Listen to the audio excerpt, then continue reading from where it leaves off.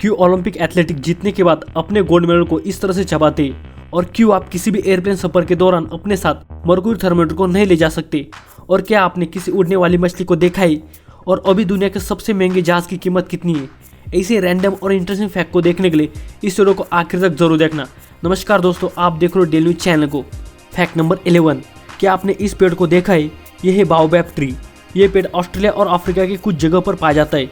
बाओबैब पेड़ों की उम्र 3000 सालों तक होती है। इस पेड़ के तनों की साइज इतनी बड़ी होती है कि इसके तनों में 1 लाख लीटर पानी स्टोर हो सकता है। जिम बॉम्बे में कुछ बाओबैब पेड़ इतने बड़े हैं कि इसके तनों में एक साथ 40 लोग आराम से समा सकते हैं। फैक्ट नंबर 10, सेल्फ हीमोग्लोबिनिया एक ऐसी कंडीशन है जिसमें हमारे शरीर का रक्त लाल नहीं रहता। इस कंडीशन में हमारे रक्त का कलर हरा बन जाता है।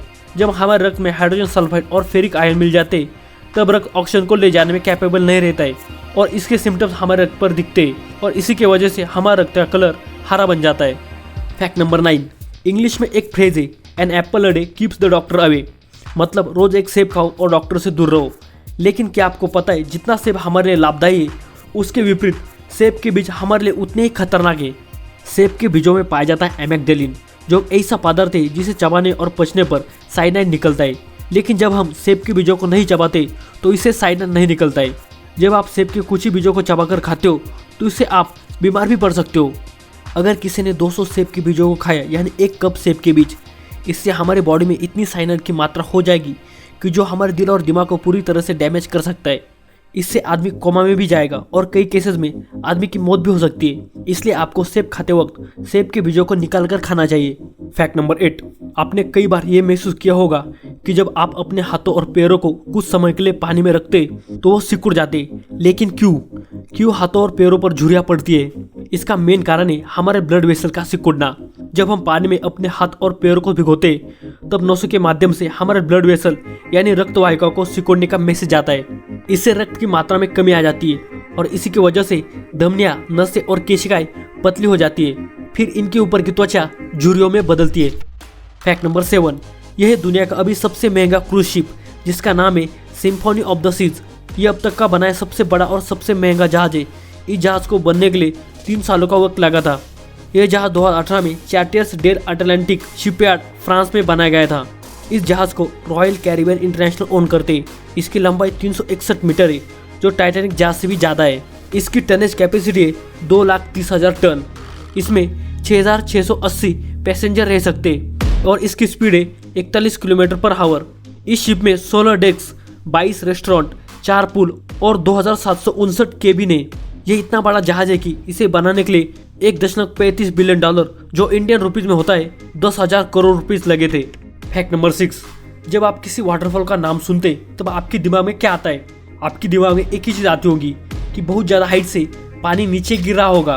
दुनिया के सभी वाटरफॉल जमीन की चट्टानों या बर्फ की चट्टानों से बने होते हैं, लेकिन दुनिया में एक ऐसा वाटरफॉल है जो पानी के अंदर ही बना है।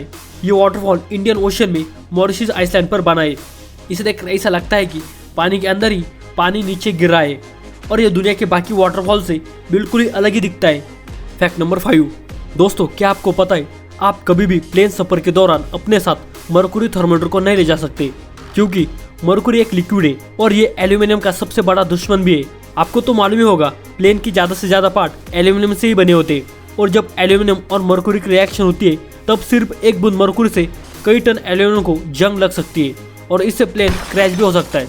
फैक्ट नंबर 4, मछलियों को आपने सिर्फ तैरते हुए देखा होगा, लेकिन दुनिया में ऐसी भी कुछ मछलियों की प्रजातियां हैं कि जो सिर्फ पानी में तैरती ही नहीं बल्कि हवा में भी उड़ सकती है। इन मछलियों को फ्लाइंग फिश कहते हैं, यानी उड़ने वाली मछलियाँ। ये मछलियाँ पानी से 20 फीट ऊपर उड़ती है और हवा में 45 सेकंड तक रह सकती है। इस फ्लाइंग फिश की दुनिया में 64 प्रजातियाँ हैं, और ये सिर्फ समुद्र और महासागरों में ही पाई जाती है। फैक्ट नंबर 3, जिस तरह से हम मनुष्य किसी दूसरे के बच्चे को गोद में लेते, उसे अपना ही बच्चा मानते और उसे बड़ा करते, उसी तरह से हमारे अलावा भी दुनिया में एक ऐसा मैमल्स है जो दूसरे के बच्चों को गोद में लेता है, और उसका नाम है गिलहरी। गिलहरी भी दूसरे गिलहरी के बच्चों को गोद में लेती है जब बच्चे के पेरेंट्स इस दुनिया से जा चुके होते हैं, या फिर कोई पेरेंट्स अपने बच्चे की अच्छे से देखभाल नहीं कर पा रहे तो। फैक्ट नंबर 2, दुनिया के हर एक देश को इंटरनेट से जोड़ने के लिए समुद्र में इस तरह के ऑप्टिक फाइबर केबल बिछाए हुए हैं। इस फोटो में ऑप्टिक फाइबर केबल को प्रोटेक्ट करने के लिए ये बाहरी आवरण है। समुद्र के ये इंटरनेट केबल ज़्यादा से ज़्यादा दिनों के लिए अच्छे से काम करे, इसलिए इसे सिर्फ एक लेयर से कवर नहीं किया गया है। यह है ऑप्टिक फाइबर केबल के एक्चुअल साइज, और इसे देखो, इसे इतने सारे लेयर से प्रोटेक्ट किया जाता है, इसलिए ये केबल आपको इतने बड़े साइज की दिखती है। Fact number 1, why Olympians bye there medals.